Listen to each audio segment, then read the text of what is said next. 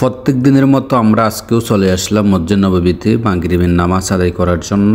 এখানে সবাই আশুরা রোজা রাখছে। মুহররমের 10 তারিখের যে রোজাটা রাখা হয় সবাই রোজা রাখছে।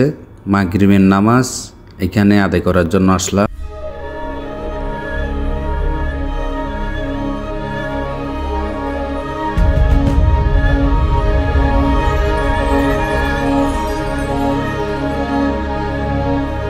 কাজের ব্যস্ততার কারণে এখন প্রত্যেকদিন ভিডিও আপলোড করতে পারতেছি না আমার চ্যানেলে।